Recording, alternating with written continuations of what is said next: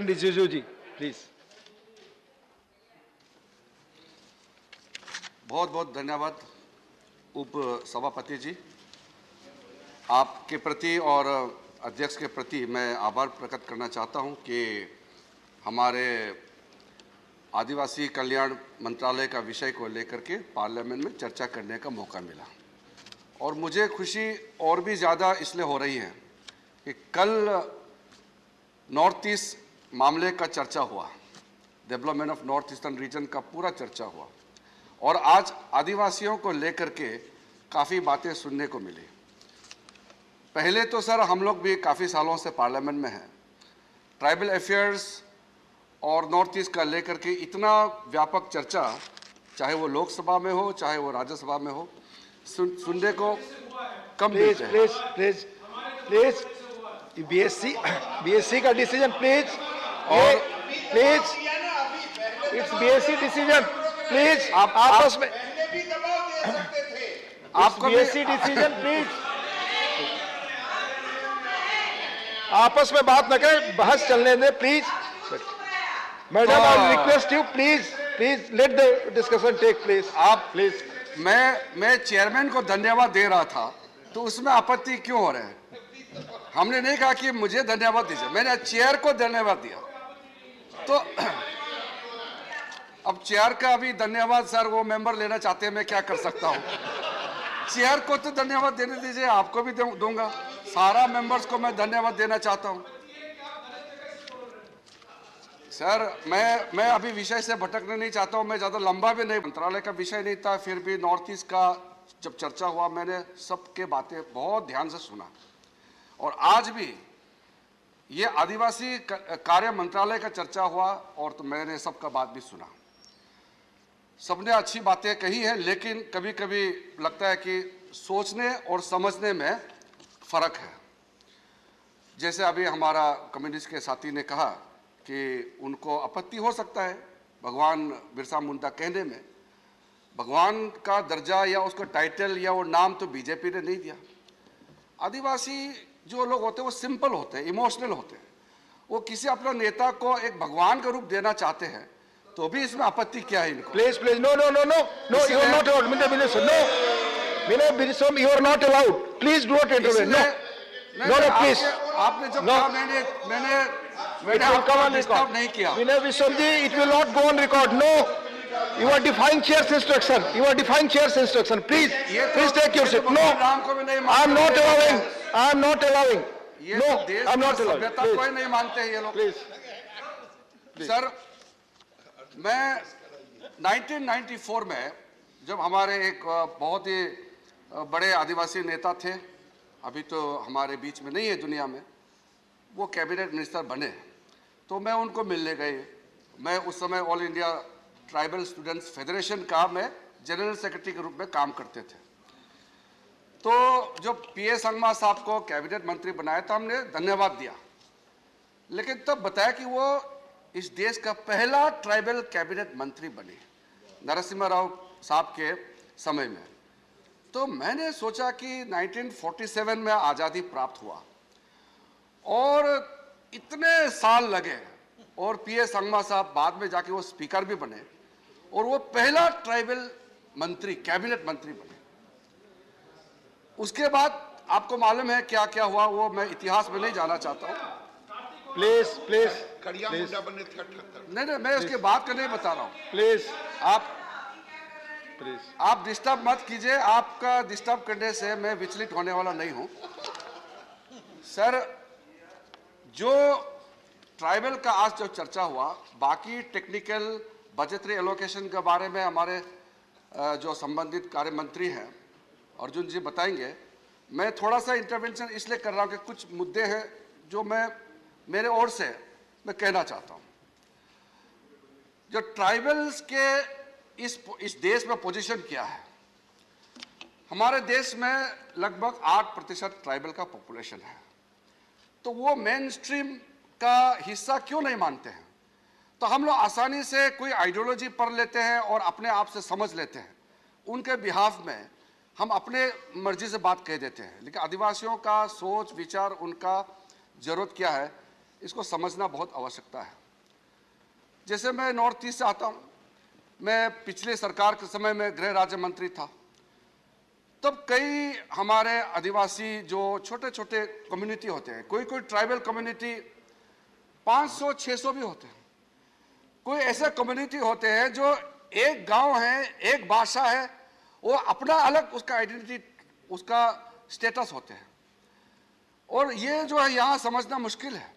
और जो tribal area में जो लोग काम करते हैं उनको तो समझ होगा, और भारत सरकार के लिए वो छोटा विषय हो सकता है, लेकिन वो समुदाय के लिए वो सबसे बड़ा विषय होता है जिसको लेकर के वो दिल्ली आते हैं। यहाँ मंत्री तो उनको मिलना तो छोड़ दीजिए, एक जॉइंट सेक्रेटरी का भी टाइम नहीं है।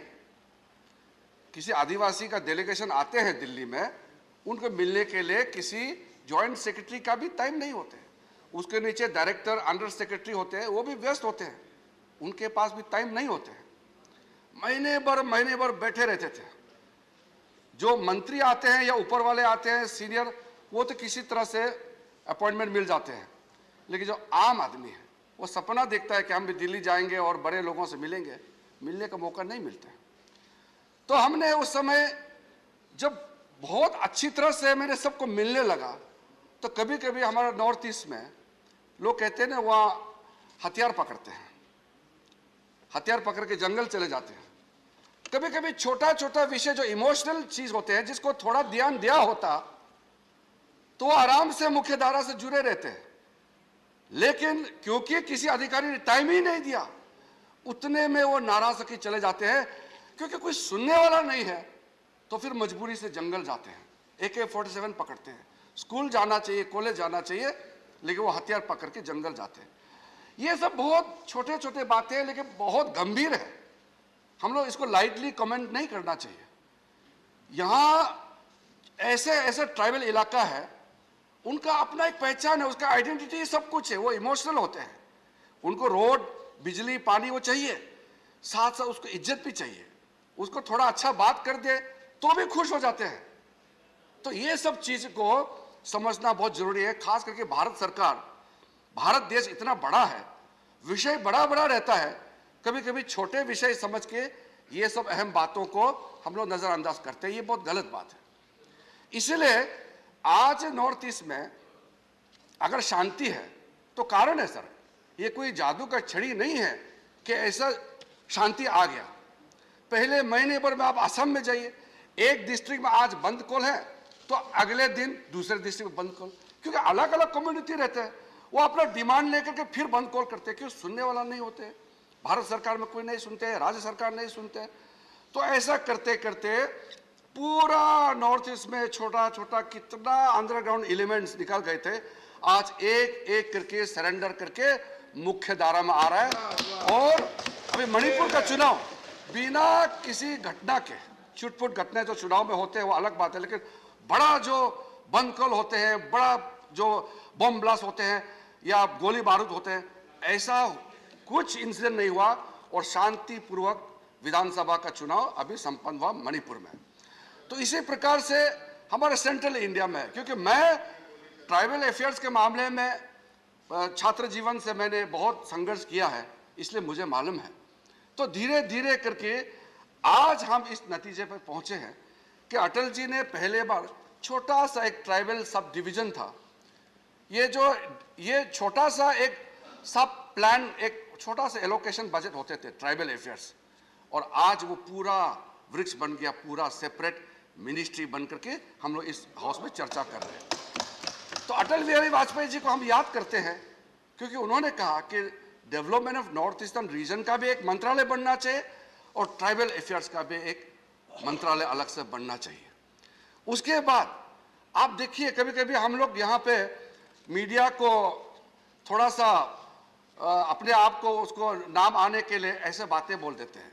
प्रधानमंत्री जी नागालैंड गए, नागालैंड के वहाँ अपने जो ट्राइबल्स लोग अपना जो पहनते हैं, हेड गियर होते हैं, ड्रेस होते हैं, और प्रधानमंत्री जी को पहनाया। और यहाँ एक वरिष्ठ नेता कांग्रेस के, वो कह रहे हैं कि बहुत ही funny outlandish tribal head gear पहन के घूम रहे हैं, ट्राइबल का ड्रेस पहन के घूम रहे हैं प्रधानमंत्री। तो इस तरह का बातें करने से आप यहाँ में हंसी मजाक का रूप में तो बात कर लेते हैं, उसका प्रभाव क्या होते हैं जमीन पे। जिसके जगह में गए, जो लोग इतना प्यार से आपको खाना खिलाया, आपको कपड़ा पहनाया, आपको सर पे टोपी पहनवाया, उसका इमोशन को आप ध्यान दीजिए ऐसे बातें करने से पहले।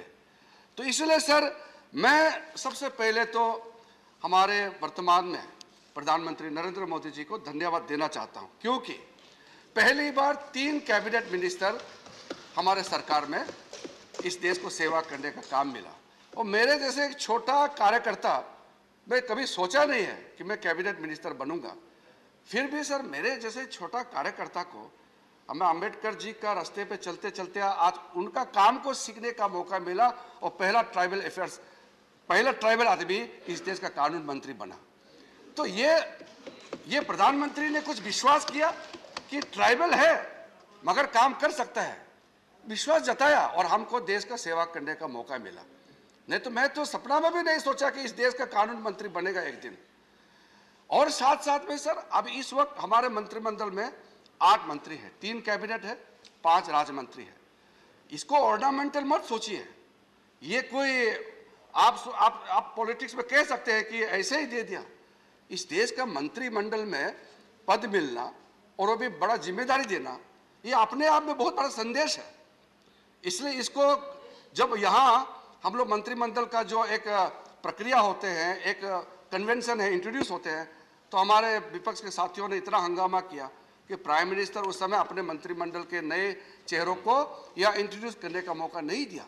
लेकिन तुरंत हम जन आशीर्वाद में निकल गए और जन आशीर्वाद में निकला तब हमको पता चला कि आदरणीय प्रधानमंत्री नरेंद्र मोदी जी का ये कदम कितना देश भर में स्वागत हुआ है, खास करके ट्राइबल्स में, शेड्यूल कास्ट में और बैकवर्ड क्लासेस में।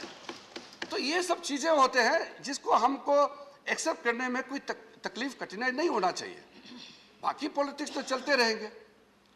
तो इसलिए सर, आज मैं मेरे प्रदेश, क्योंकि मैं भी एक सांसद हूं, मेरे प्रदेश की ओर से मैं धन्यवाद देना चाहता हूं प्रधानमंत्री जी को और हमारा जनजाति आदिवासी कार्य मंत्री जी अर्जुन मुंडा जी को, कि हमारा प्रदेश में सब ट्राइब्स तो काफ़ी है और सब ट्राइब्स भी बहुत है, लेकिन आधा से ज़्यादा ट्राइब्स का नाम ही नहीं था संविधान की सूची में। एक 1950 का जो शेड्यूल ट्राइब्स ऑर्डर है उसमें एक सूची है, उसमें यह लिखा है कि 1-2 नाम लिखा और बोला कि ये सब बाकी ट्राइबल है, नाम तक नहीं था।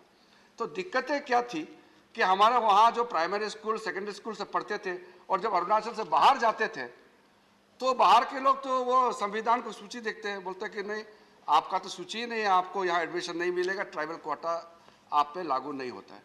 कितने सालों तक ये प्रॉब्लम होते रहा और मैं मंत्री बनने के बाद भी, मैं सांसद बनने के बाद भी ये जो प्रॉब्लम आते रहा। तो मैंने प्रधानमंत्री जी को बताया कि कितने सालों से ये पेंडिंग है और हमारे राज्य में आधा से ज़्यादा ट्राइबल्स का नाम ही नहीं संविधान की सूची में। और उसके बाद एक मेजर अमेंडमेंट लाया और अमेंडमेंट ला करके पूरा कॉन्स्टिट्यूशन में अरुणाचल के सारा ट्राइबल के नाम को सूची में डाला और आज आराम से इस देश का नागरिक होकर के बहुत गर्व के साथ जय हिंद नारा लगा करके बैठे हुए हैं। नहीं तो ये सब चीजें आपने कैसे नजरअंदाज किया? आप सोचिए, ये कोई छोटा मोटा चीज नहीं है। These are the issues which are the core issues for some of the tribal people. They are the most important issues for them. But for the government of India, these were irrelevant. That is why even the issues were never taken up in this August House. That is why जब मैं प्रधानमंत्री जी को धन्यवाद देता हूं तो मैं तर्क के साथ धन्यवाद देता हूं, क्योंकि धन्यवाद का पात्र है प्रधानमंत्री। मैं ऐसा अपना नेता है इसलिए नाम लेके नहीं कह रहा हूं, ऐतिहासिक कदम उठाया है और इज्जत दिया है, नाम दिया है, तब जाकर के मैं प्रधानमंत्री जी को धन्यवाद दे रहा हूं इस सदन में। तो ये हमारे लिए ये सब बहुत बड़ा विषय होता है। उसके बाद सर, हमारे नॉर्थ ईस्ट के यहाँ कई साल पहले आप लोगों ने भी सुना होगा, यहाँ रेशियल डिस्क्रिमिनेशन होते हैं, नॉर्थ ईस्ट के लोगों का साथ बुरे बर्ताव किया जाता है, इस तरह का इशू आते हैं। हर इशू सही नहीं होते, हर इशू गलत नहीं होते, लेकिन इशू होते थे। लेकिन तय तो करे, जांच तो करे, कोई इशू हो।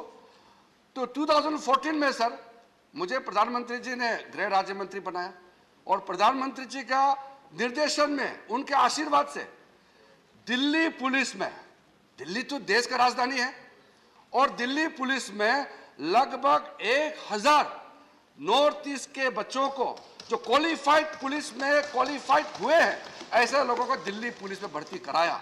और आज दिल्ली पुलिस में पूरा वर्दी के साथ वो देश का राजधानी की सेवा कर रहे हैं, और साथ साथ में अगर नॉर्थ ईस्ट के बच्चों के साथ कोई घटना होता है उसका भी पूरा संभालने का काम कर रहे हैं। इसी प्रकार से उसी दिल्ली पुलिस में एक स्वाट, एक नया कमांडो टीम बनाया है, ओनली लेडीज। नॉर्थ ईस्ट के जो लड़कियां हैं काफी स्मार्ट होते हैं, और पूरा कमांडो 100% फीमेल। और आज दिल्ली में कुछ भी घटना होगा वो स्मार्ट कमांडो टीम आज एक्शन के लिए रेडी बैठते हैं।